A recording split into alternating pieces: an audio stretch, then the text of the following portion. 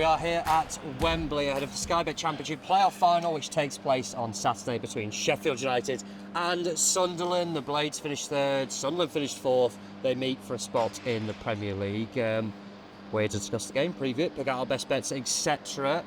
First off, we'll go thoughts on the game. I'm going to leave. Look how emotional little Jimmy is there at the end. This is a big weekend. He's getting from further a big away, day for distance him. himself. Thoughts on this game then, Sheffield United against Sunderland, Joe? Well, first of all, I'm just wondering how Jimmy's feeling because That's why he I'm asked me leaving, whether any main event I'm leaving Jimmy. This we build up this to that. podcast is sponsored by Sky Bet, and Jimmy asked me at really late notice, is there any way you can pull some strings and see whether we can get any tickets through Sky Bet? I was like, absolutely not, no way. No, and I was like, there's no chance we'll be able to, mate. But I will ask the question because sometimes people have cancelled last minute if they're supposed to be getting a couple of tickets. So went and asked the question, managed to get 2 tickets, one for Jimmy and one for his brother, and in about the 25 minutes while I was checking for him, Jimmy had gone and bought a ticket for himself for 70 quid. It's over there, 111, safe standing. So that just shows how impatient man he is. But enjoy the game, James. Well, I hadn't got email confirmation of these tickets yet. Yeah, I know, they might never happen. So And we've made plans, but... Belt and breeches, well done. Oh, there we go. We're also at Wembley where they do tours, and they do this nice speaker thing where the crowd, they'll come up onto the balcony, they'll get their little trophy, and they'll do this thing. And what I'm doing is stat padding, filler, we can talk over this so you're not missing out any crucial information. We don't say anything of interest anyway, do we? The producers, Nicole and Don behind the camera, are losing their minds in the headphones. They can't believe what's happening. But hey, that's the risk of show business, baby, when you're on the road. They actually turn this on if the fans just aren't up to scratch, don't they? And that'll be like later on Saturday. Then. Oh, he started. Jimmy, come on then. Thoughts Saturday. I reckon you'll be over there, East End of Wembley, down there, cheering them on for success. How are the nerves? Well, they are awful, absolutely awful. I don't know if it's the nerves of the playoffs or the 12 pints of Guinness I had yesterday, but something is right. Got the shakes. Well, 10 Guinness and was it 2 Brava? That was probably the Brava that pushed you over the edge. Yeah. Right?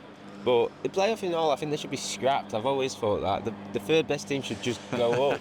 What a stupid farce. And you're not just saying that because Blades have never gone up in a playoff campaign, Oh, God, no. Yeah, this will be 10th time lucky, I think. One of them, I'm sure, was a relegation playoff. Can anyone help me out there? Because I read it online. It was. So.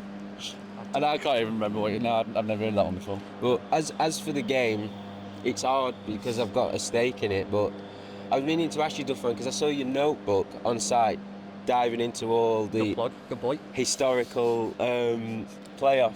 You can give me that fiver later. Yeah. And I meant to read it, but I didn't. So could you summarise the bullet points? I'll tell you what, do you want the the useful stuff or do you want the useless facts? all? The Useless. useful one, generally, they're low scoring, they're low corners, they're low cards. And I don't know if that's going to screw anyone over. Not always the case. I think there was 8 when Leeds played Southampton here last year. Nervy occasions. Nobody wants to be the villain. You're worried about being the villain more than the desire to be the hero in these games. Your useless stat, this is not good for you, Jim. No. Last 15 finals where full fans have been allowed, full allocations, not using the COVID lockdown years, 11 of their supporters have been over there in the west. Shit. You're in the east. It's the lucky west end of Wembley, I'm calling it. 11 of the last 15. That's the kind of data we need, isn't it? Yeah, don't waste your time with goals and stuff like that. Yeah. Jake, Sheffield Wednesday hat off, I'm afraid. No, but... thoughts on how this is? I find it very difficult to pick a winner, to be honest. I know Sunderland went into the playoffs on really bad form, but and I'm going to go into different kind of data here, but the expected goals data for the two teams were pretty comparable over the entire season. So it explains, what we've touched on the podcast regularly, why Sheffield United was such a big price on a week-to-week basis, is because the data was actually not as good as Leeds, Burnley, and Sunderland are much closer to them than that. So I do think when you get two teams that are fairly closely matched on those kind of metrics, and obviously points tallies fairly close, was it 12 in the end that was the difference, but on a one-off game, it's two low margin teams, absolutely anything could happen. So I'm not going to be nailing any colours to. Well, I any say maths. I wasn't ignoring you there. I just don't have a laptop with this. That's I'm getting fine. up the Sky Bet odds on this one. You heard expected goals, and you were like, right, turn it off. Yeah. Jesus, he's going on about it again. Sheffield United 11-8 to win in 90 minutes. Sunderland just above 2-1. Winner of the tie, unsurprisingly, Sheffield United 4-6. The pattern of the semi-finals followed what we expected. 22 points separated Sheffield United and Bristol City, and it played out like a tie between two teams who finished 22 points apart. Yeah. Is this not just a case of the Blades are 11-8 to win in 90 minutes? They've shown across the course of the season that they're a better team. Do they not win it? Or do we have to factor in the Sunderland season has been one of just waiting and waiting and waiting and waiting for this moment on Saturday when they're walking out of that tunnel, because they've had nothing to play for what feels like months now. I think it's a very black and white situation. So if you were looking to back one team, and even at those prices, I'd say Sheffield United are very overpriced. Then the massive points gap between the teams in terms of where they finished third and fourth. Sheffield United getting more than 90 points and not being automatically promoted. Sheffield United breezed through the semi-finals. More fans come out. Fantastic. Can we get to do a walk-on at the bottom? I think this is if you make a good point, they play this music. I think they just play it when people are trying to record a podcast just to try to... I wonder where Dom's gone, mate. He might be pressing the buttons. And Sunderland, very, very fortunate to be in the final. So if you just try to look at it in a very simplified way, Coventry the better team, both legs. Sunderland managed to score the last second of the game when it was going to go to penalties. It's a team that deserves to be here, and really bluntly a team that doesn't. So Sheffield United, if they play well, Sheffield United will win.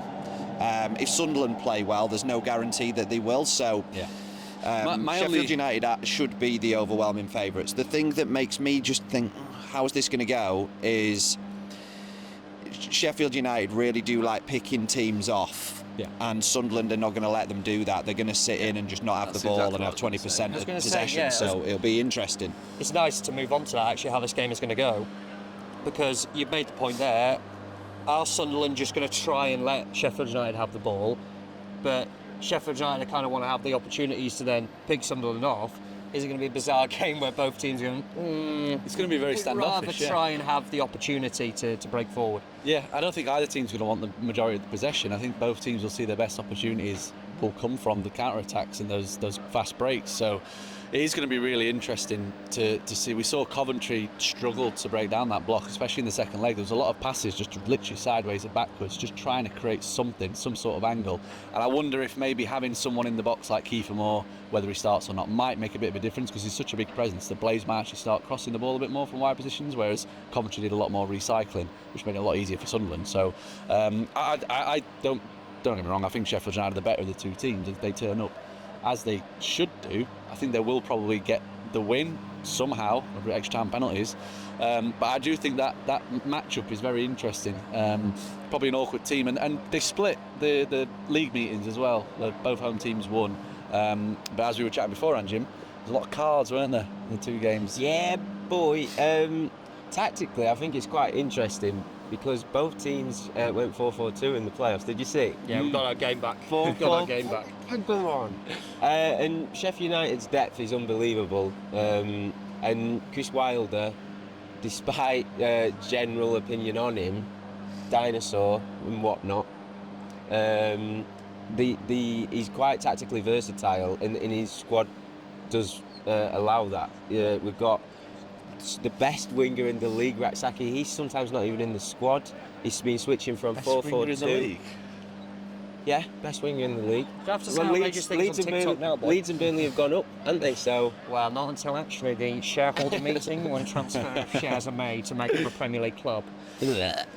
Yeah, but that versatility with Sheffield United really interests me, and I'd be fascinated to see what Wilder does. And I really hope he does a front-footed approach, because what you said about you rather not be a villain than be a hero, I just think that it'd be a shame if that happened for United, if that was the end of their season, not a reactive approach. Because if, like you've been saying, if they took the game to Sunderland, then like you say, we've got pound for pound way more depth and quality. And on that could be the difference. You look at Sheffield United's bench, it's stacked compared to Sunderland, not so much. And Wilder's not really great in game management wise, but that it could be the difference, because there's been Townsend in recent weeks where he has made substitutions that have been the difference. I was at Bristol City, 1-0, they look like down to 10 men, 1-0 loss would be a brilliant result for them. And I remember looking at the clock thinking, Jesus, we've only got 15 minutes to score a couple more goals. He brought on Tom Davis and not O'Hare, Callum O'Hare, and they changed the game. Absolutely brilliant. And it's the first time in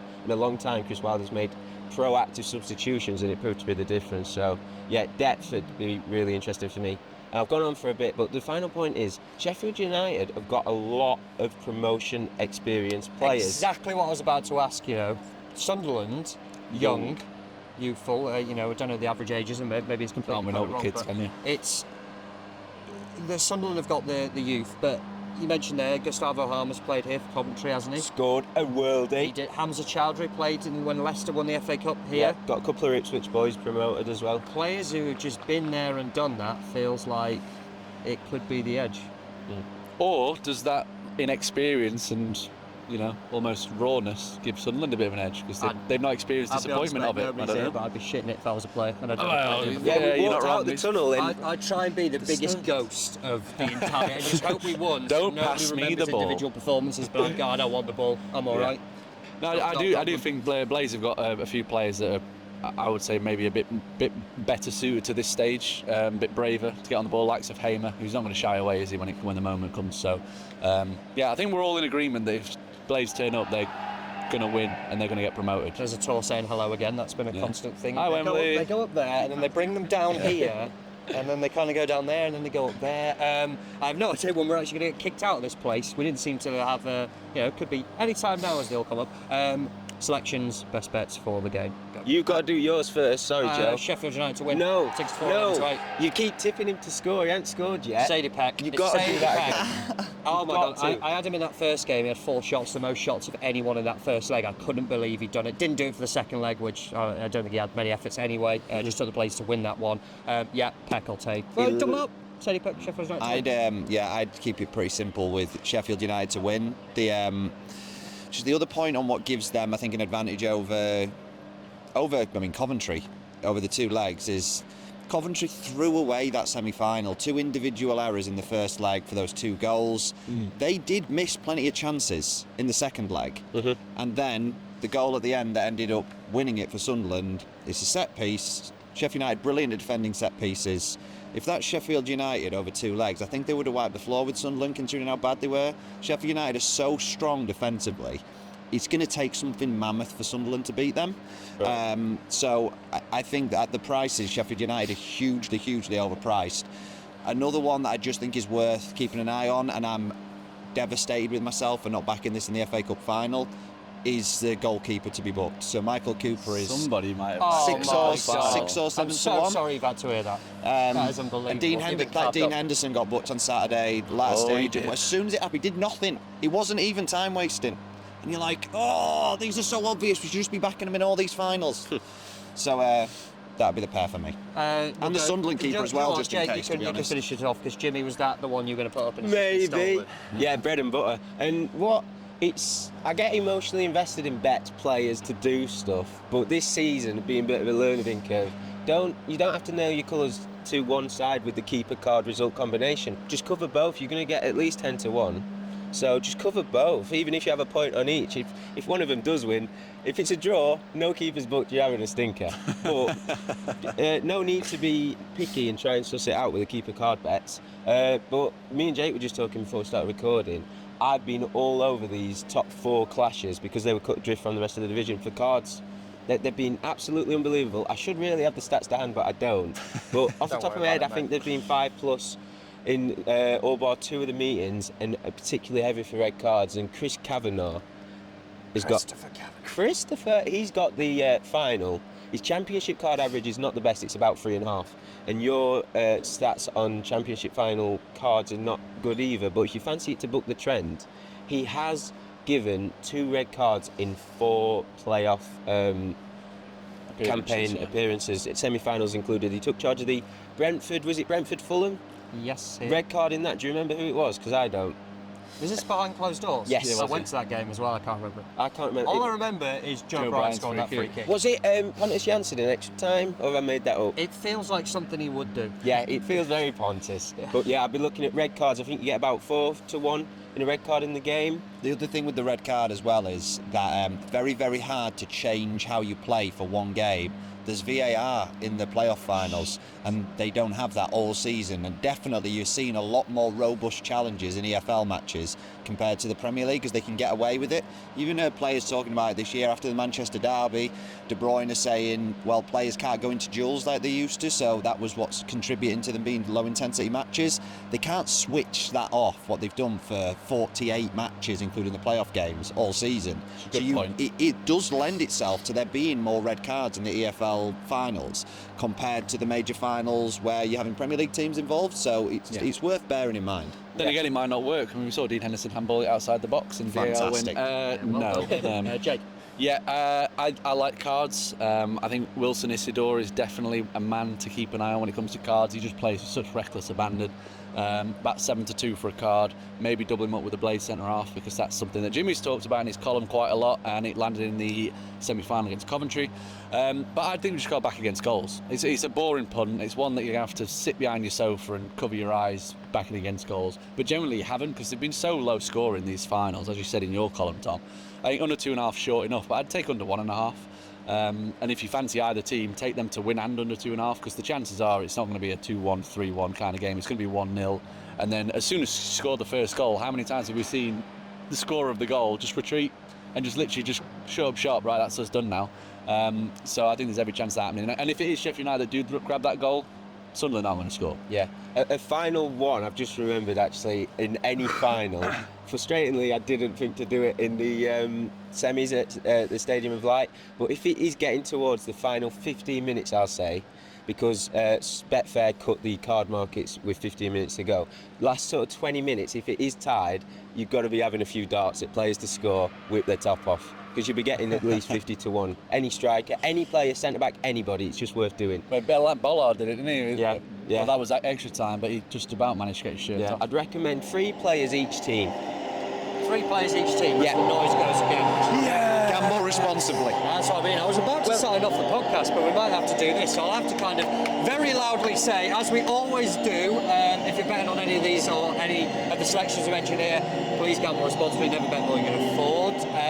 Keep an eye out for our League 1 and League 2 previews as well.